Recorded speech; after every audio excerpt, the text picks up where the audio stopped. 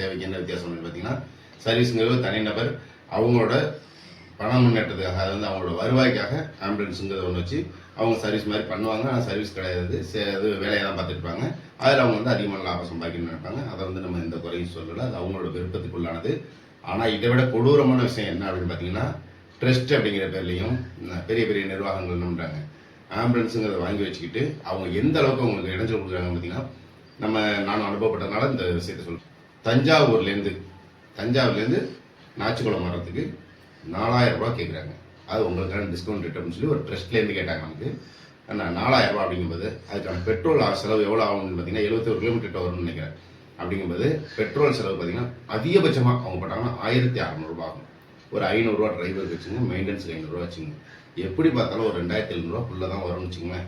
இந்த மாதிரியான நிலையில் அவங்க எவ்வளோ நம்மகிட்ட வாங்குறாங்கன்னு பார்த்தீங்கன்னா 4000 ரூபா கொஞ்சம் கூட யோசிக்காமல் அவங்க கேட்குறாங்க. இவ்வளோ பெரிய தொகையை வாங்குறதுக்கு அவங்க அந்த ஆம்புலன்ஸ் வாங்குறதுக்காக ஒரு பணம் போட்டாங்களான்னு கேட்டால் கண்டிப்பாக கிடையாது. அவங்க என்ன பண்ணுறாங்கன்னா, மக்கள்கிட்ட நிதி உதவின்னு கேட்குறாங்க. அதாவது ஆம்புலன்ஸ் மக்கள் சேவைக்காக நாங்கள் ஆம்புலன்ஸ் வாங்குறோம் அப்படின்னு சொல்லி மக்கள்கிட்டேருந்து பணத்தை வசூல் பண்ணி அந்த பணத்தை வாங்கிக்கிட்டு அவங்க என்ன பண்ணுறாங்க, அது மெயின்டெனன்ஸ்னாலும் சரி, ஒரு டயர் பேச்சுனாலும் சரி, ஸ்பான்சரை பிடிச்சி தான் எல்லா வேலையும் செஞ்சுக்கிறாங்க. அப்படி செய்யக்கூடிய அந்த நிர்வாகம் என்ன பண்ணுறாங்க அப்படின்னு பார்த்தீங்கன்னா, நம்மள்கிட்ட கேட்கக்கூடிய பணம் 4000 ரூபா கொஞ்சம் கூட அஞ்சாமல் ஒருத்தவங்க உயிருக்கு போராடக்கூடியவங்க, அவங்களுக்கான பிரச்சனைக்காக உள்ள வாகனம் இது சராசரியான ஒரு வாகனம் கிடையாது. ஆம்புலன்ஸுங்கிறது உயிர் காக்கக்கூடிய ஒரு வாகனம். இந்த வாகனத்துக்கு அவங்க நிர்ணயிக்கக்கூடிய தொகை பார்த்தீங்கன்னா இவ்வளோ ஒரு சில்லறத்தனமான ஒரு தொகையை இது பண்ணுறாங்க. 4000 ரூபாங்கிறது எவ்வளோ பெரிய பட்ஜெட்டு. இது அவங்களோட சூழ்நிலையில் அந்த ஆஸ்பத்திரி செலவு பார்த்துட்டு வர்றவங்களுக்கு எவ்வளோ ஒரு கஷ்டமாக இருக்கும்.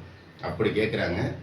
இதை மாதிரியான நிலையில் இந்த ஆம்புலன்ஸுகள் செயல்பட்டா, அது இப்போ நான் அனுபவப்பட்டதுனால சொல்கிறேன் இந்த தகவலை. அடுத்த ஒரு முறை இதே தகவல் நான் காதில் விழுந்துச்சுனாக்கா அவங்க எந்த ஒரு நிர்வாகங்கிறத பெயரையும் குறிப்பிட்டு நான் சொல்லுவேன். எதனால அப்படி சொல்கிறேன்னு சொன்னீங்கன்னா, நிர்வாகம் ஓரளவுக்கு கரெக்டாக தான் இருக்காங்க. அந்த நிர்வாகங்கள் கரெக்டாக இருந்தோம். அங்கே பணிபுரியக்கூடிய ஓட்டுநர்கள் இருக்காங்களா, டிரைவர்ஸ், அவங்க என்ன பண்ணுறாங்கன்னா, அவங்க யாரெல்லாம் ஏமாந்த மாதிரி தெரியுறாங்க அவங்கள்ட்ட கூடுதலாக பணம் வசூல் பண்ணிக்கணும், இதை நிர்வாகத்தில் கணக்காங்க அவங்க எடுத்துக்கணும்னு நினைக்கிறாங்க அப்படிங்கிற மாதிரி அவங்க உள்ள டிரைவர்ஸ் சொல்கிறாங்க. இது உண்மையாக பையாங்கிறது நமக்கு தெரியாது. எப்படி இருந்தாலும் சரி, இது நிர்வாகத்துக்கு கீழே இருக்குங்கிறப்ப நிர்வாகம் கண்காணிக்கணும். அப்படி கண்காணிக்காத நிர்வாகம் சரியான ஒரு நிர்வாகமாக இருக்க முடியாது. அப்படிங்குமா அந்த நிர்வாகம் கரெக்டாக கண்காணித்து இது எல்லாத்தையும் சரிவர செய்யும். இதுவரைக்கும் இன்னொரு விஷயம் பார்த்தீங்கன்னா, ஒவ்வொரு மருத்துவமனைக்கும் ஒரு ஆம்புலன்ஸ் இருக்கணுங்கிறது ரூல்ஸுங்கிற மாதிரி நான் கேள்விப்பட்டேன். இது எந்த அளவுக்கு உண்மைங்கிறது எனக்கு தெரியல. இருந்த போது அப்படி ரூல்ஸாக இருந்தால் அதை ஃபாலோ பண்ண முடியாத மருத்துவமனைகள் தான் நம்ம திருத்திருமண்ட வரைக்கும் நிறைய மருத்துவமனைகள் இருக்கு. அப்படி எந்த மருத்துவமனையிலையும் சொந்தமாக ஒரு ஆம்புலன்ஸ் இல்லை அப்படிங்கிறது வருத்தத்துக்குரிய விஷயம். அது 2ஆம் பட்சம், அதை நம்ம அப்புறம் பேசிக்குவோம். ஆனால் இப்போ ஒவ்வொரு சேவை நிறுவனங்களும் நடத்திட்டு இருக்கவங்க அந்த சேவை நிறுவனங்களும் அந்த ஆம்புலன்ஸுக்கு வரக்கூடிய ஃபோன் கால் அங்கே உள்ள நிர்வாகிக்கு வரணும். அவங்க கரெக்டாக பார்க்கணும். பார்த்து எவ்வளோ இதுன்னு சொல்லி ஒவ்வொரு ஊருக்கும், அதாவது கிலோமீட்டருக்கு ஒவ்வொரு ஊருக்கும், இந்த ஊர்லாம் எனக்கு தெரியாது அப்படின்ற மாதிரி சொல்லுவாங்க. அதனால் கிலோமீட்டர் வாரியாக கரெக்டாக ஒரு நிர்ணயித்த தொகையை வச்சு அப்படி வாங்கினாங்கன்னா மக்களுக்கு பயனுள்ளதாக இருக்கும். நீங்கள் சேவைங்கிற பேரில் பின்னாடி வரைக்கும் எழுதிக்கிறீங்க, முன்னாடி எழுதிக்கிறீங்க ஆம்புலன்ஸ் சேவை அப்படின்னு சொல்லி, நீங்கள் சேவையாக செய்கிறது இல்லை, அதை வேலையாக தான் செய்கிறீங்க, அதுக்கான கூலியை வாங்குறீங்க அப்படிங்கிறப்ப மனசு கஷ்டமாக நான் அனுபவப்பட்டதுனால மட்டுமே இந்த ஒரு தகவலை சொல்கிறேன்.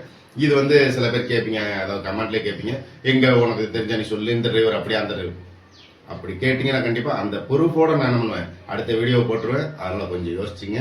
அதுக்காக தான் சொல்கிறேன். எந்த நிர்வாகம் இதுக்கு மேலே இந்த ஒரு தகவல் நடந்துருந்துச்சு, இது மாதிரி சம்பவம் நடந்துருந்துச்சுன்னா கட்டாயமாக அந்த ஒரு சேவை குழுவோட பேரையும் நான் என்ன பண்ணுவேன், குறிப்பிட்டு வீடியோ போடுவேன். அப்படிங்கிறத தவறாமல் சொல்லி இந்த வீடியோ நிறைய செய்கிறேன். காலை